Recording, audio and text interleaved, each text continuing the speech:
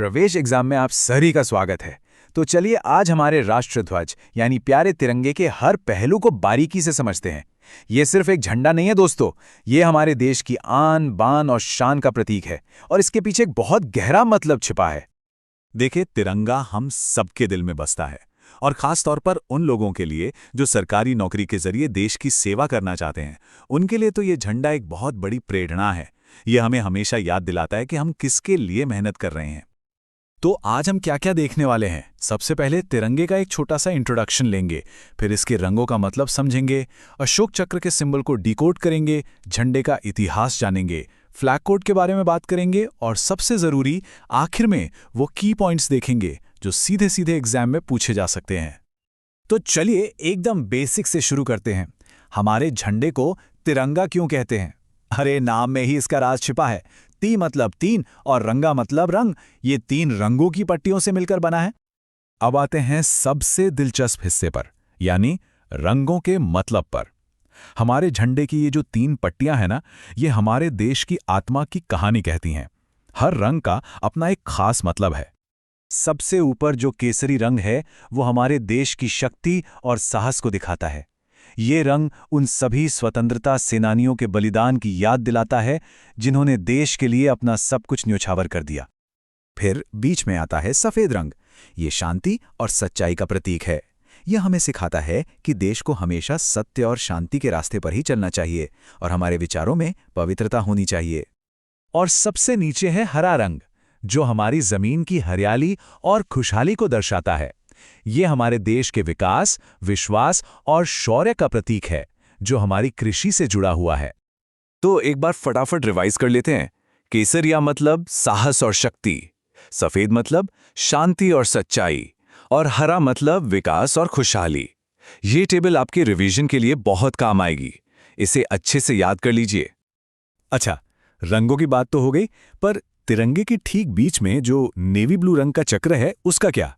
वो है अशोक चक्र। मजे की बात यह है कि पहले इसकी जगह पर चरखा हुआ करता था। चरखे को हटाकर चक्र को लाना सिर्फ एक डिजाइन का बदलाव नहीं था, बल्कि ये दिखाता है कि देश को हमेशा आगे बढ़ते रहना है, प्रगति के पथ पर।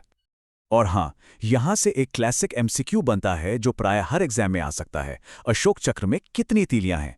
जवाब है 24। ये नंबर तो बस दिमाग में बैठा लीजिए, भूलना नहीं है। तो ये 24 तीलियां हैं क्यों?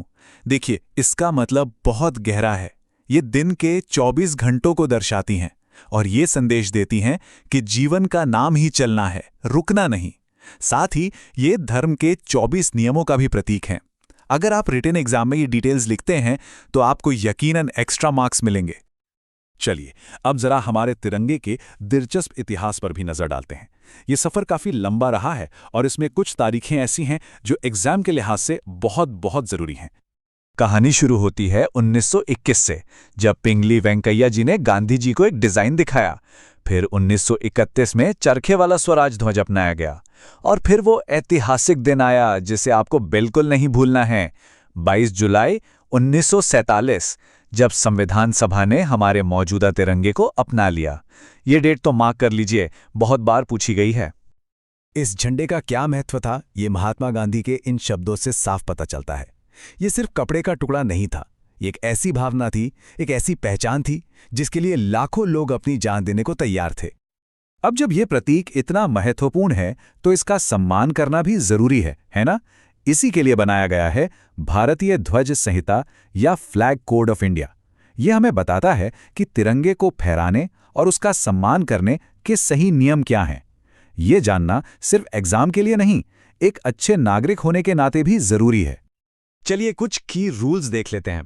जैसे केसरी पट्टी हमेशा ऊपर की तरफ होगी, कोई दूसरा झंडा तिरंगे से ऊंचा नहीं लगाया जा सकता, झंडा कभी भी जमीन या पानी को नहीं छूना चाहिए, और अगर झंडा कभी फट जाए या खराब हो जाए तो उसे पूरे सम्मान के साथ नष्ट किया जाना चाहिए।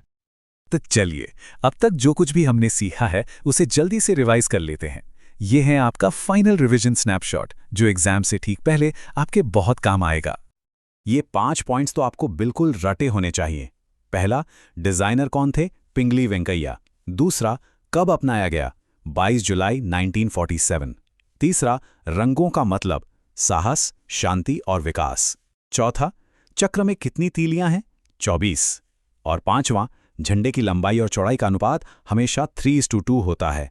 इनमें से हर एक पॉइंट एक पोटेंशियल क्वेश्चन है। और हाँ, अगर आप अपनी तैयारी को नेक्स्ट लेवल पर ले जाना चाहते हैं तो praveshexam.com पर जरूर रजिस्टर करें। वहां आपको फ्री मॉक टेस्ट्स और AI पावर्ड लर्निंग टूल्स मिलेंगे जो आपकी बहुत मदद करेंगे। उम्मीद है आपको ये जानकारी अच्छी और उपयोगी लगी होगी। अगर हाँ तो इसे लाइक करें, अपने सवाल या विचार नीचे कमेंट्स में बताएं और ऐसे ही और भी जानकारी के लिए हमें सब्सक्राइब करना बिल्कुल ना भूलें। और जाते जाते एक सवाल आपके लिए छोड़ जाते हैं। ये तिरंगा हमारे गणतंत्र, हमारे रिपब्लिक का प्रतीक है, पर आपके लिए इस गणतंत्र का असली मतलब क्या है? इस पर सोचिएगा जरूर।